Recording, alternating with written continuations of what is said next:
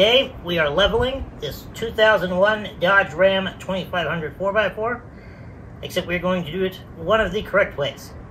Now, as you'll notice, this here is not my Dodge Ram. This Dodge Ram belongs to little brother Nick, there on the other side of the camera. Now, when I say one of the correct ways, what I mean by that is you can buy nicer parts than what we've done here if you got money to spend, but we'll go over that later. Most people take your level spacers here, slap it up on top of their coil, and call it good. Problem with that is then the control arms here and your track bar there are then put at a steeper angle. Actually, come over here, we can show them. See, we also have my truck. So we actually have my truck that we can show you what we're doing as well. So your control arms here, when you add a spacer up here and you drop all of this down, it then takes your control arm and puts it at a steeper angle, which effectively makes it shorter. So then the distance between where your wheel sits and where your fender is less, which is fairly counterproductive to raising the front end up to gain tire clearance. And then, what was that? Nothing harmful? The box. All right, our track bar in there, you'll see it runs parallel with our axle. And that is what is responsible for keeping the axle centered under the truck. And it does the exact same thing. When you lower the axle, it puts it at a steeper angle, which makes it shorter. So then it takes the entire axle and it pulls it over here towards the driver's side. So then your driver tire rubs worse on this side than your passenger tire does over there. So, if you look back over here, we have this Pro-forged heavy-duty adjustable track bar, and then we have some striker extended control arms. That way, when we put this spacer in here and drop the axle down, it comes forward and then stays centered exactly like it should be, which we'll come show you over here. Alright, if you take a look here, we got some 14 wides, so they're even poking out and we need even more clearance. What is all of this? Ran over something. Oh well, but you can see our control arms in here. Now, if I were sitting on stock control arms, the distance between here and here would be right about there is where the tire would sit. And there's absolutely no way I would clear these tires without those control arms. And then, of course, you can take a look at the track bar under there. The difference that makes, you're never actually going to notice that unless you're looking down the side of the truck with like a measuring tape. But it is enough to throw your alignment off. And then when your axle's sucked back and over, then an already doesn't ride good vehicle is just going to ride even worse. And you only gain half the tire clearance that you want to gain out of this. So, I'm going to do spacer, track bar, and control arms, and everything will be nice and centered. And then that better option I had mentioned earlier, you can get the Carly or Thurn full coil replacements. So you get your lift purely out of the coil and there's no spacer. But you do still have to do the track bar and the control arms to bring the axle forward and center it, like I've been saying.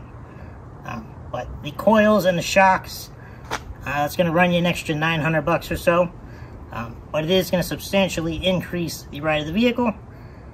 We will get there one day, but we are doing a nice middle-of-the-road, perfect daily driver on a budget, but you still want to do a correct option.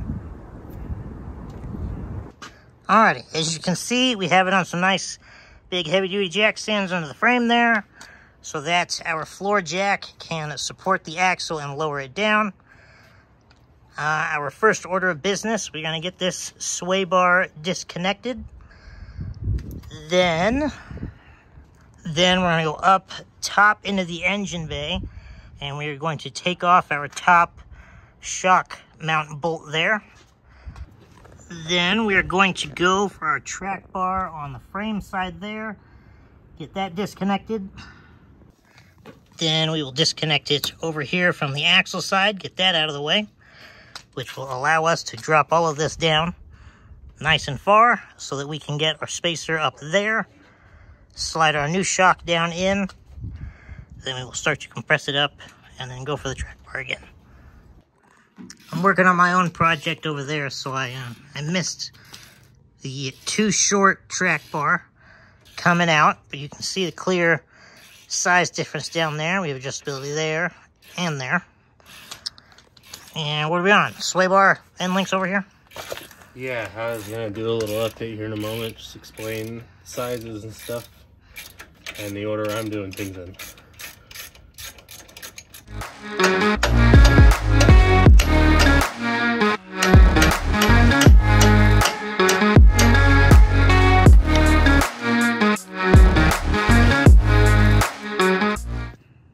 So this top bolt for me on both sides is the 15, and the bottom one, the best thing I could find that fit was a 19, although it's still a little loose, but 19 will work the best on that.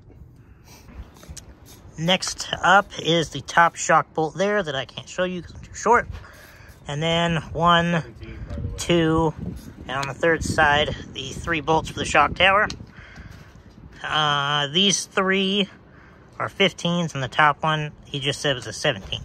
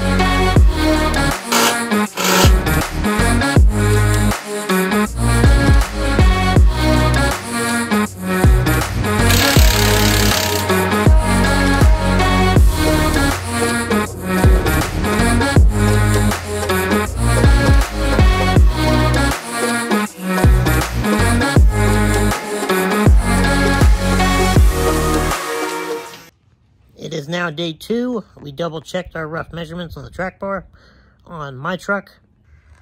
We came under here and counted the threads there, and then you can see it from here up there, and then we're just going to match it. Even though if you look at my level spacer, I think that's a 2-inch. I didn't put it on there. And then this is his. So the whole crutch fits in there. That's a 3-inch. That is obviously not a 3-inch.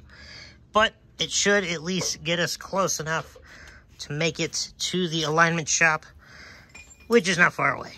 And then they will get the caster on the control arms, the track bar, all that fun stuff done out. And then ideally, since this truck will still need the 4th gen steering upgrade here soon, it will just be close enough at that point that we can do an at-home alignment. But we will also see when the time comes.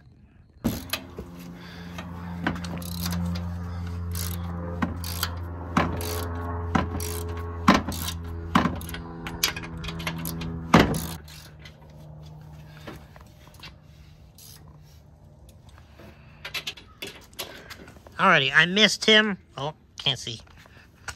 I missed him torquing this castle nut for the top of the sway bar. Torque up a smidge. But that one right there is going to be 70 foot-pounds. We used the torque wrench there, but we are going to have to tighten it just a smidge further in order to get the cotter pin in there. And you always want to tighten a little bit more to fit your cotter pin versus loosen. I also missed this bottom nut, but that was 130 foot-pounds. And then, of course, don't forget to tighten up your adjuster nut there and the jam nut up there until you get it aligned at least. Now the shock has been dropped in from the top. You fish your flag nut in from the back here and your bolt in from the front on the bottom. Then once you get that sorted out, Well, there we go. Now we can see. Once you get that sorted out, you come up there and you do your shock tower. That little tab there is your flag nut. And then you got your bolts in the front there. Don't waste your time looking for... Did you stop it? No, go ahead. Don't waste your time trying to figure out how to do it. Just look for this hole, this opening. I was just wasting time.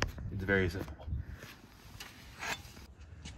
I just noticed something quite unfortunate. Take a look right here in that area.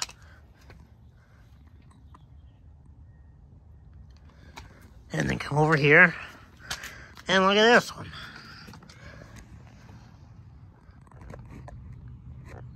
That whole section right here where your caster adjustment bolt right here all the way down, like right here is the center of impact, fully like bent in a good like 2 inches there. So once we figure out how to get the lower control arm off here, we're going to have to figure out a way to get that unbent and this thing more straight right here, which is probably going to be a situation. So we'll see how that goes. You can kind of see it a little better from up top here, but that whole panel right there, or your control arm bracket that comes off, should be completely straight up and down. You can even see right there at the top of the caster nut, that gap should not be there because that metal should be flat. So, not the end of the world, but not a fun discovery either. And yes, we are going to be redoing all of that god-awful undercoating, but that's a whole separate video to come.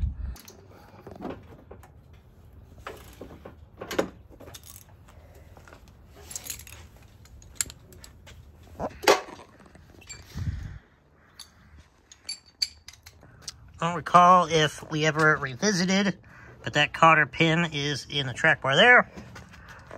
All 3 of our bolts up here are tight, along with our shock bolt up there. And he's somewhere over here doing more things. What's going on over here?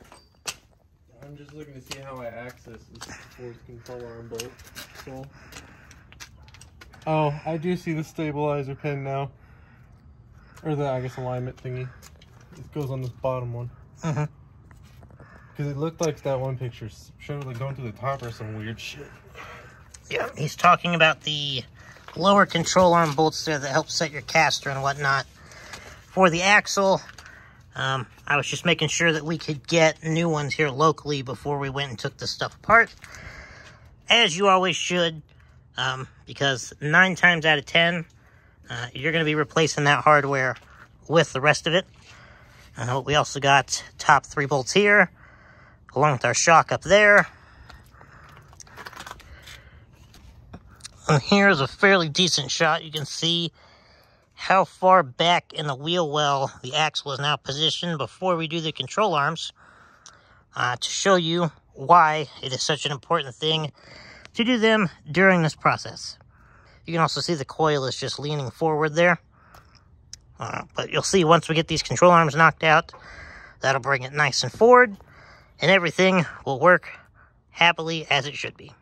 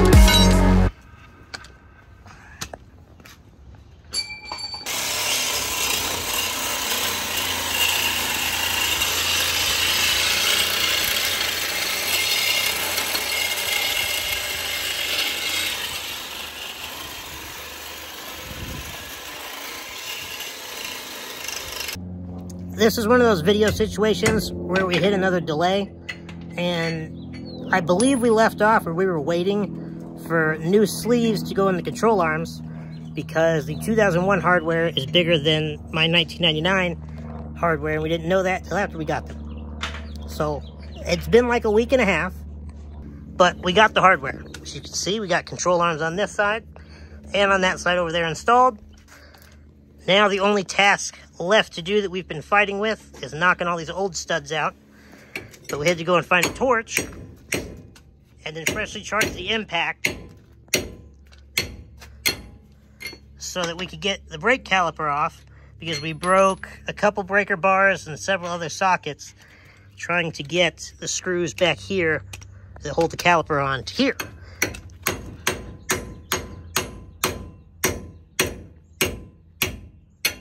And you, of course, cannot replace the studs without pulling the caliper off. And whoever put the lug nuts and the wheels back on these studs the last time absolutely mangled them to hell. It was just disgusting. Here's a shot on the passenger side. We got all our fresh studs. Control arms are in there. We did get some sway bar end links. Don't think we ever touched on those. They are Heim joint, so they actually allow for some sort of articulation. And then at some point, we're also going to pull off that rear sway bar. And those two modifications will make this thing ride night and day better. Only thing we're thinking about now is we should have just gone ahead and done the wheel bearings at the same time. But we just now thought of that, so oh well. Project for another time. Got our wheel studs and brake caliper and everything all back and in place over here. And now he is throwing on the wheels over here. Then we will get our track bar decently straightened. Do a little bit of a self-at-home alignment, since we didn't actually touch the steering itself. And then once we get the nice 4th gen steering on there, we will take it and have a proper alignment on a rack done. So other than the steering wheel being completely sideways and needing to be straightened, and the dash, of course, we'll get there. First test drive is so far so good. And then the front end of this thing definitely sits higher than mine, because that's about what I could see right there. Mine, I could see the hood. So that means it's time to take both trucks out and film the B-roll for you.